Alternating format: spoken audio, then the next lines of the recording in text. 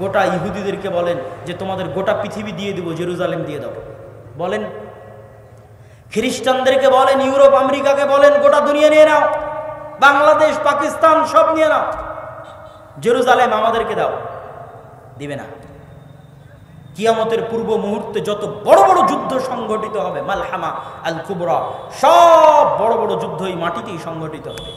এই শাম, এই সিরিয়া, এই ইসরায়েল, এই ফিলিস্তিন, এখানেই সব বড় বড় যুদ্ধ সংঘটিত হবে। আর অত বড় যুদ্ধ সংঘটিত হওয়ার কারণ এইটা ছাড়া আর কোনোটা এত বড় কারণ হওয়া মানায় না। কেননা এটাই পৃথিবীর একমাত্র কারণ যার জন্য বিশ্বের 90% মানুষ যুদ্ধে জড়িয়ে যেতে পারে। বিশ্বের 90% মানুষ যুদ্ধে জড়িয়ে যেতে পারে, এরকম দ্বিতীয় আর কোনো কারণ পৃথিবীতেই নাই। এই একটাই কারণ আছে, সেটা মসজিদে আকসা, যার কারণে ইহুদিরাও যুদ্ধে জড়িয়ে যেতে পারে, যার কারণে খ্রিস্টানরাও যুদ্ধে জড়িয়ে যেতে পারে, যার কারণে মুসলমানেরাও যুদ্ধে জড়িয়ে যেতে পারে। এই কারণে এটাকে কেন্দ্র করেই কিয়ামতের পূর্ব মুহূর্তের সব বড় বড় যুদ্ধগুলো হবে। আর আল্লাহর নবীর ওই হাদিস যে পাথর বলবে, গাছ বলবে, এই যে আমার পিছনে লুকিয়ে আছে হত্যা করো, এত সহজে গাছ পাথর বলবে না। তাদের অত্যাচারের মাত্রা ওই রকম বেশি হয়ে যাবে, ওই রকম বেশি হয়ে যাবে। আজ যে অত্যাচার করছে এর চাইতেও ভয়াবহ অত্যাচার হবে। অত্যাচারের মাত্রা এত বেশি হবে যে আল্লাহর সৃষ্টি জীব তার বিরুদ্ধে কথা বলবে, আল্লাহর পাথর তাদের বিরুদ্ধে কথা বলবে, আল্লাহর গাছ তাদের বিরুদ্ধে কথা বলবে, তাদের অত্যাচারের মাত্রাতিরিক্ততার কারণে আল্লাহর গাছ, আল্লাহর পাথর তাদের বিরুদ্ধে কথা বলবে। দাজ্জালকে ঈসা আলাইহিস সালাতু ওয়াস সালাম এই জেরুজালেমেই হত্যা করবেন। সম্মানিত উপস্থিতি, এই জন্য জেরুজালেম এবং মসজিদে আকসার গুরুত্ব আমাদেরকে বুঝতে হবে এবং এটাও মাথায় নিতে হবে যে এই গোটা ইতিহাসের যদি আমরা সারমর্ম করি তাহলে সারমর্ম কি দাঁড়ায়? ইউসা বিন নুন ক্ষমতা দিয়ে জেরুজালেম বিজয় করেনি, দাউদ আর তবে করেনি, সালাহুদ্দিন আইয়ুবিও ক্ষমতা দিয়ে জেরুজালেম বিজয় করেনি। আল্লাহর সাহায্য, আল্লাহর দয়া, আল্লাহর রহমতে বিজয় করেছিল। আল্লাহর সাহায্য, আল্লাহর দয়া, আল্লাহর রহমত কেন এসেছিল? তাদের মধ্যে তাকওয়া, পরহেজগারিতা, দিনদারিতা ছিল।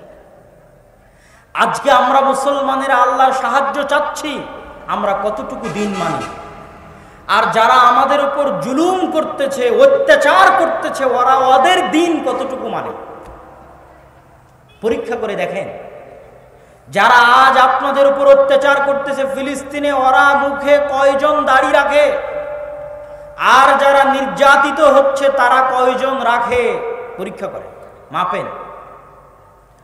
আজ যারা জুলুম করতেছে, অত্যাচার করতেছে, তারা কয়জন পড়ালেখা নিয়ে ব্যস্ত থাকে, জ্ঞান গবেষণা নিয়ে ব্যস্ত থাকে? আর যারা নির্যাতিত হচ্ছে, মার খাচ্ছে আমরা মুসলমানেরা, আমাদের সন্তানেরা কয়জন ফ্রি ফায়ার, পাবজি, নেশা, মদ, জুয়া নিয়ে ব্যস্ত থাকে? মাপেন। আর তারা কয়জন ব্যস্ত থাকে? মাপেন। স্লোগান দিয়ে আল্লাহর সাহায্য পাওয়া যাবে না, মিছিল করে আল্লাহর সাহায্য পাওয়া যাবে না। কোনোদিন স্লোগান দিয়ে মিছিল করে নবীরা আল্লাহর সাহায্য পায়নি। আল্লাহর সাহায্য পেতে হলে ওই তাকওয়া, ওই পরহেজগারিতা লাগবে। বিশ্বাস না হলে আগে তাদেরকে দেখে আসেন। যারা আপনাদের ওপর জুলুম করছে তাদেরকেই দেখে আসে। তাদের 100 জনে 99 জনের এইরকম বড় দাড়ি আমি নিজে দেখে এসেছি। 100 জনের 99 জন এইরকম বড় দাড়ি। ওরা সারা পৃথিবীকে ব্যস্ত রেখেছে জুয়ায়, ওরাই সারা পৃথিবীকে ব্যস্ত রেখেছে মদে, সারা পৃথিবীকে ব্যস্ত রেখেছে নেশায়, আর ওরা সারাদিন ব্যস্ত থাকে জ্ঞান গবেষণার পড়ায়। ওরা চায় আপনাদের ছেলে মেয়েরা যদি নেশাগ্রস্ত হয়, নেশাগ্রস্ত হওয়া মানেই গোলাম হয়ে যাওয়া, নেশাগ্রস্ত হওয়া মানেই অশিক্ষিত হওয়া। আর এরকম লক্ষ কোটি নেশাগ্রস্ত মানুষকে ভেড়ি বকরির মতো, পশু পাখির মতো হত্যা করা সহজ। নেশাগ্রস্ত জুয়াগ্রস্ত মানুষকে, শিক্ষাবিহীন মানুষকে ভেড়ি বকরির মতো হত্যা করা, পঙ্গপালের মতো হত্যা করা সহজ। এই জন্য সারা দুনিয়াতে তাদের ইনভেস্ট যে এদেরকে এগুলোর পিছনে ব্যস্ত রাখো। তারা কোটি কোটি টাকা ইনভেস্ট করেছে যেন আপনি সন্তান কম নেন। ওদের কয়টা সন্তান যান?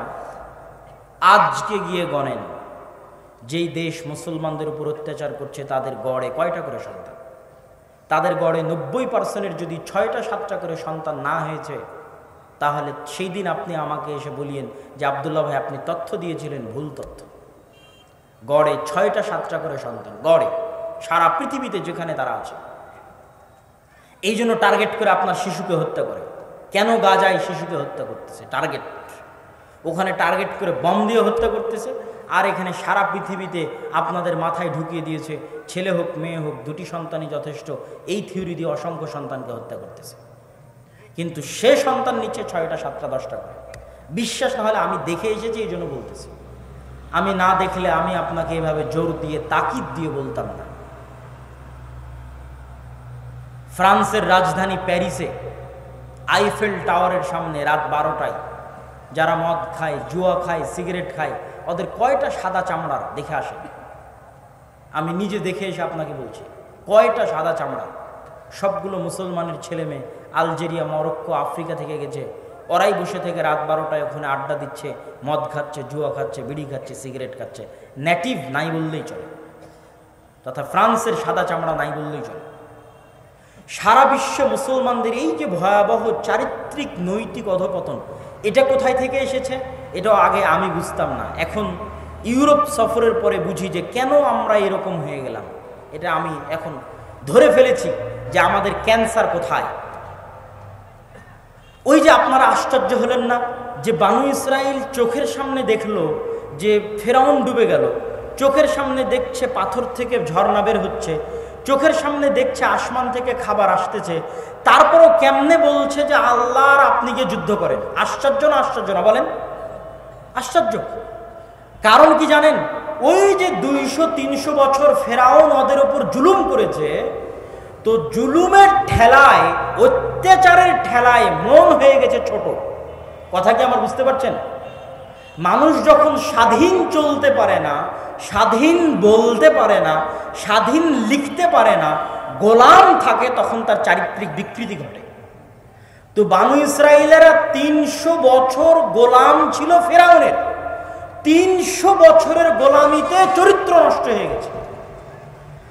একটা ধনী ঘরের আদর্শ ছেলে, যার টাকার সমস্যা নাই, যার বাপ মায়ের আদর্শ আছে, তার মন মানসিকতা কেমন উদার হবে, আর একজন যে মানুষের কাছে চেয়ে চিনতে খায়, ভিক্ষা করে খায়, তার মন মানসিকতা কত সংকীর্ণ হবে, তার চিন্তা কত ছোট হবে, আপনার সমাজে বাস্তব দেখতে পাবেন। তাহলে যেই বানু ইসরাইল 300 বছর গোলাম ছিল, ওর চিন্তা তো এরকমই ছোট হবে।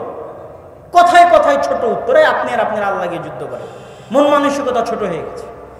এইবার আসেন মুসলমানদের কাছে। আমাদের মুসলমানদের সারা বিশ্বের সবচেয়ে বড় ক্যান্সার। মুসলমানদের সারা বিশ্বের সবচেয়ে বড় ক্যান্সার হচ্ছে ঔপনিবেশিক শাসন আমল, কলোনিয়াল সিস্টেম। যারা শিক্ষিত ছেলে পেলে আছে তারা অবশ্যই ঔপনিবেশিক শাসন আমল সম্পর্কে, কলোনিয়াল সিস্টেম সম্পর্কে পড়বে। আজকে আমরা বাংলাদেশের মুসলমানেরা আমাদের যে চারিত্রিক অধপতন, নৈতিক অধপতন, আমরা যেভাবে কামড়া কামড়ি করি, মারামারি করি, হিংসা বিদ্বেষ করি, বিদেশে উন্নত দেশগুলোতে গিয়ে দেখবেন যে তাদের মধ্যে এগুলো নাই।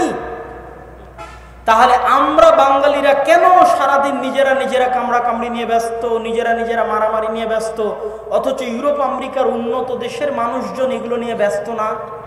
তার একটাই কারণ, আমাদের চরিত্র নষ্ট হয়েছে 200 বছরে। আমাদের ভারত, পাকিস্তান, বাংলাদেশের মুসলমানদের চরিত্র কত বছরে নষ্ট হয়েছে বলেন তো? একটু সবাই বলেন, কত বছরে নষ্ট হয়েছে? 200 বছর। 200 বছর ব্রিটিশদের গোলামি করেছি আমরা।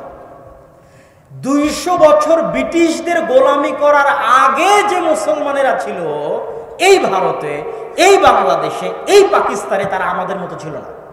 মানে তাদের মন মানসিকতা আমাদের মতো ছোট ছিল না, তাদের মন মানসিকতা আমাদের মতো সংকীর্ণ ছিল না, ওরা ছিল স্বাধীন চেতা। আমাদের চরিত্র নষ্ট হয়ে গেছে 200 বছরে, যে 200 বছর আমরা ব্রিটিশের অধীনে ছিলাম। ছোট হতে হতে হতে কত ছোট হয়ে গেছে, স্যার বলা স্বভাবে পরিণত হয়ে গেছে। ইংরেজি শিখতে হবে, শিখে চাকরি বাকরি করতে হবে, সরকারি চাকরি নিতে হবে, ইংরেজি না শিখলে হবে না। জন্মগত মেন্টাল গোলামি তৈরি হয়েছে 200 বছরে। 200 বছর যাবৎ গোলাম থাকতে থাকতে থাকতে থাকতে আমরা সারা বাংলাদেশের সব মানুষ মেন্টালি গোলাম। মানে গত 60-70 বছরও আমরা ওই গোলামির ধাক্কা থেকে বেরিয়ে আসতে পারিনি। এটা আমি কখন অনুভব করলাম? যখন দেখলাম কিরে, ফ্রান্সের রাজধানী প্যারিসে আইফেল টাওয়ারে যারা সিগারেট খাচ্ছে, বিড়ি খাচ্ছে, মদ খাচ্ছে, সবগুলো মুসলমান। কেন কেন মুসলমান? ফ্রান্সের সাদা চামড়ার খ্রিস্টানেরা কোথায়? তখন তদন্ত করে দেখা গেল এরা ওই দেশের মুসলমান যেই দেশকে ফ্রান্স শাসন করত 150-200 বছর। আমাদের ভারত, পাকিস্তান, বাংলাদেশকে শাসন করত ব্রিটিশ। এই জন্য আমরা শিখেছি ইংরেজি। ফ্রান্স এবার যে দেশকে শাসন করেছে ওরা শিখেছে ফরাসি। আমি বুঝতাম না যে মদিনা বিশ্ববিদ্যালয়ে আফ্রিকান কান্ট্রি থেকে আসা আমার ক্লাসমেট সে ফরাসি কেন জানে। বাড়ি আলজেরিয়া, বাড়ি নাইজেরিয়া, জানে ফরাসি। ফরাসি তো ফ্রান্সের ভাষা। তখন বুঝলাম, ওহো, আমরা যেমন 200 বছর গোলামি করেছি ব্রিটিশের, দিয়ে আমরা ইংরেজি শিখেছি, জন্মগত গোলাম হয়েছি। আরে এরাও তো জন্মগত গোলাম। গোটা পৃথিবীর সব মুসলমানই যে জন্মগত গোলাম। তখন আমার কাছে সামারি বের হয়ে গেল যে মুসলমানদের ক্যান্সার কোথায়। মুসলমানদের ক্যান্সার হচ্ছে প্রায় দীর্ঘ 150-200 বছর যাবৎ সারা পৃথিবীর সব মুসলমান দেশগুলোতে কোনো না কোনো ইউরোপিয়ান কান্ট্রির কলোনি ছিল, কোনো না কোনো ইউরোপিয়ান কান্ট্রির উপনিবেশ ছিল। তো যে দেশে যার উপনিবেশ ছিল ওই দেশের মানুষজন ওই দেশে বেশি। ইংল্যান্ডে কোন দেশের মানুষ বেশি? ভারত, পাকিস্তান, বাংলাদেশের মানুষ বেশি। ভারত, পাকিস্তান, বাংলাদেশের মানুষের সেকেন্ড ল্যাঙ্গুয়েজ কি? ইংরেজি। তাহলে ফ্রান্সে কোন দেশের মানুষ বেশি? আফ্রিকার মানুষ বেশি। তাহলে স্পেনে কোন দেশের মানুষ বেশি? মরক্কোর মানুষ বেশি। আজকে এখন পর্যন্ত ভাগ্যিস ভালো ব্রিটিশরা আমাদেরকে একটু বেশি স্বাধীনতা দিয়ে গেছিল। ফ্রান্স তো আফ্রিকান মুসলমানদেরকে টাকা কেন্দ্রীয় ব্যাংকে রাখার পর্যন্ত স্বাধীনতা দেয়নি। ফ্রান্স ওই সমস্ত দেশকে এইভাবে পঙ্গু করে রেখেছে, আফ্রিকান মুসলিম কান্ট্রিগুলোকে, যে তোমরা তোমাদের টাকা আমার সেন্ট্রাল ব্যাংকে রাখবা, যাতে যে কোনো মুহূর্তে আমি আটকে দিতে পারি। তোমরা আমার অনুমতি ছাড়া কোথাও চুক্তি করতে পারবে না, যেন আমার স্বার্থবিরোধী কোনো চুক্তি না হয়। এইটা হলো মুসলমানদের আজকের এই যে নৈতিক চারিত্রিক অধঃপতন, যে আমাদের ছেলেমেয়েরা সব মদ খাচ্ছে, সব জুয়া খেলতেছে, গাঞ্জা খাচ্ছে। কেন এরকম হয়ে গেল? কেন এরকম হয়ে গেছে? এরা 200 বছর ব্রিটিশের গোলামি করেছে। গোটা মুসলিম বিশ্বের অবস্থা এরকম। ওটা আরো ক্লিয়ার আপনি কোথায় দেখতে পাবেন? লিবিয়ার ত্রিপলি থেকে দেখবেন প্রতি রাতে শত শত নৌকা ছাড়ে ইউরোপের উদ্দেশ্যে। নৌকাগুলো বাতাস দিয়ে ফুলানো থাকে। ওই বাতাস দিয়ে ফুলানো নৌকাতে 300-400 জন করে উঠে। আর এই 300-400 জনই মুসলমান, শুধু বাংলাদেশের মুসলমান না। ও ইন্দোনেশিয়া থেকে গেছে, আফ্রিকা থেকে গেছে, আফগানিস্তান থেকে গেছে, পাকিস্তান থেকে গেছে, সবই মুসলমান। এদের ভাগ্য দুটাই, হয় সমুদ্রে ডুবে মরে যাবে, আর না হয় ইউরোপের কোনো কান্ট্রি ওদেরকে ভিক্ষা দিবে শরণার্থী হিসেবে, লে বাবা থাক এখানে, শরণার্থী হিসেবে থাকার জায়গা দেবে। এই নৌকাটা হচ্ছে সারা বিশ্বের মুসলমানদের চিত্র, যে সারা বিশ্বের মুসলমানদের চারিত্রিক নৈতিক মেন্টাল গোলামি কোন জায়গায় গিয়ে দাঁড়িয়েছে। ওই নৌকায় গেলে আপনি দেখতে পাবেন। অথচ ওই ইউরোপিয়ান কান্ট্রিগুলোর একটা থেকে আরেকটায় যখন যাচ্ছি, ইংল্যান্ড থেকে যখন স্পেনে গেলাম, দেখি কোথাও ইংরেজি নাই। এক্সিটটা পর্যন্ত ইংরেজিতে লেখা নাই, যে আমি যে বের হব এটা পর্যন্ত ইংরেজিতে লেখা নাই। হতবাক। স্পেন থেকে বের হয়ে যখন ফ্রান্সে ঢুকতেছি, না ইংরেজি। মানে তারা নিজ নিজ ঐতিহ্য ধরে রেখেছে। ফ্রান্স তার ঐতিহ্য ধরে রেখেছে, স্পেন তার ঐতিহ্য ধরে রেখেছে, ব্রিটিশ তার ঐতিহ্য ধরে রেখেছে। ঐতিহ্য ছেড়ে দিয়েছে কারা? মুসলমানেরা। কেন? ওই 200 বছরের গোলামিতে এদের চারিত্রিক বিকৃতি ঘটেছে। এই চারিত্রিক বিকৃতি থেকে উদ্ধার হতে আরো 100 বছর সময় লাগতে পারে। আরো 100 বছর সময় লাগার পরে ওইরকম উঁচু হিম্মতওয়ালা একদল মানুষ যদি আসে, উঁচু হিম্মতওয়ালা, যেরকম উঁচু হিম্মতওয়ালা মানুষ ছিল সালাহুদ্দিন আইয়ুবী, যেরকম উঁচু হিম্মতওয়ালা মানুষ ছিল ওমর ইবনুল খাত্তাব, ওইরকম উঁচু হিম্মতওয়ালা একদল মানুষ যদি আসে, যাদের ব্রেন হবে স্বাধীন চেতা। আমি আপনাকে বলে যাচ্ছি, গোটা মুসলিম বিশ্বের 99% মানুষ জন্মগত মেন্টালি গোলাম। আমাদের বাংলাদেশের, পাকিস্তানের, ভারতের সকল মানুষ জন্মগত মেন্টালি গোলাম। এরা ওই ট্রমা থেকে, ওই 200 বছরের ট্রমা থেকে, যে 200 বছর ব্রিটিশরা আমাদের উপর অত্যাচার করেছিল, আমরা বের হতে পারি না। এটা বের হতে আরও সময় লাগবে, আরও 100 বছর সময় লাগবে। যখন ওরকম স্বাধীন চেতা নিয়ে, উঁচু হিম্মত নিয়ে মুসলমানদের মধ্যে থেকে মানুষ বের হবে, তখন আল্লাহ সুবহানাহু ওয়া তাআলা তাদেরকে বিজয় দান করবেন। আর ঈমান, তাকওয়া এবং পরহেজগারিতা থাকবে, তখন আল্লাহ তাদেরকে বিজয় দান করবেন। সম্মানিত উপস্থিতি, জেরুজালেম, ফিলিস্তিন এবং মসজিদ আকসার উপর এবং মুসলমানদের সামগ্রিক পরিস্থিতির উপর এই লম্বা বক্তব্যের শেষে আপনাদের কাছে আমাদের অনুরোধ, আজকে আমরা এখানে যে সম্মেলনটি আয়োজন করেছি, এটি দেশব্যাপী আল জামিআহ আস-সালাফিয়ার যে দাওয়া বিভাগ আছে, আদ-দাওয়া ইলাল্লাহ, এই দাওয়া বিভাগের অধীনে আমরা দেশব্যাপী মক্তব শিক্ষার প্রজেক্ট হাতে নিয়ে সফর করছি। প্রায় 4টা জেলার আমরা 126টা মসজিদ আমি নিজে সফর শেষ করেছি। প্রায় 250টা মসজিদে আমি নিজে মক্তব উদ্বোধন করেছি। আপনাদের গোদাগাড়িতেও আমি সফর দিয়েছি এবং সেই লক্ষ্যে মূলত ফি সাবিলিল্লাহ এই প্রোগ্রামগুলো আয়োজিত হচ্ছে। এই প্রোগ্রামগুলোতে না বক্তার কোনো স্বার্থ আছে, মানে আমরা যারা এসেছি আমাদের কোনো স্বার্থ নয়, আমরা ফি সাবিলিল্লাহ আল্লাহর সন্তুষ্টির জন্য এসেছি। যারা আয়োজন করেছে তারাও ফি সাবিলিল্লাহ দ্বীনি দাওয়াতি কাজ বাস্তবায়ন করার জন্য এই প্রোগ্রাম আয়োজন করেছে। আর এই প্রোগ্রামের মূল লক্ষ্যই হচ্ছে যে সমস্ত দায়িত্বশীল ভাইয়েরা আছে, যারা এখানে দাওয়া ইসলামী সেন্টারের দায়িত্ব পালন করছে, তারা আপনাদের এই গোদাগাড়ি অত্র অঞ্চলে বা আরও আশেপাশে কিভাবে মসজিদ ভিত্তিক মক্তব শিক্ষাগুলোকে আরও শক্তিশালী, আরও জোরদার, আরও পাওয়ারফুল করা যায়, এটা নিয়ে তারা কাজ করবে। যেন মসজিদ ভিত্তিক যে দিন শিক্ষা মুসলমানদের অতীত ঐতিহ্য ছিল, এবং মুসলমানদের এই সামগ্রিক অধঃপতনের তো একটা জিনিস দেখলেন, শিক্ষা, যে মুসলমানদের কোথাও শিক্ষায় নাই না। কুয়েত, কাতার, বাহরাইন তারা শিক্ষায় পৃথিবীর অন্য কারোর সাথে টেক্কা দিচ্ছে, তারা আছে পর্যটন আর বিনোদন নিয়ে। দুবাই আছে পর্যটন বিনোদন নিয়ে, তাদের কোনো শিক্ষার প্রজেক্ট নাই। আমাদের সরকারেরও শিক্ষার কোনো মেগা প্রজেক্ট নাই, কনস্ট্রাকশন আর বিল্ডিং নিয়ে। আর মসজিদ কমিটি আছে টাইলস আর এসি নিয়ে, কারো মাথায় শিক্ষা নাই। তো ওই মসজিদ স্বর্ণ দিয়ে বানিয়ে কি করবে, যেই মসজিদের আশেপাশে সবই মদখোর আর জুয়াখোর, কি করবে?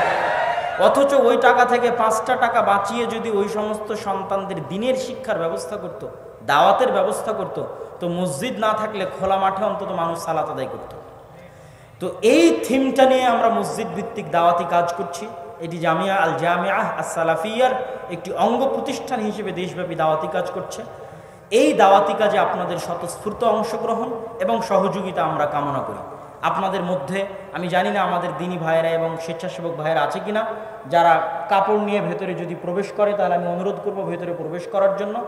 আপনারা অবশ্যই আপনাদের সাধ্য অনুযায়ী তাদেরকে সহযোগিতা করবেন, এবং কেউ যদি স্থায়ীভাবে আমাদের এই মক্তব প্রজেক্টগুলোর জন্য কাজ করতে চান, তারাও সরাসরি আমাদের সাথে যোগাযোগ করবেন।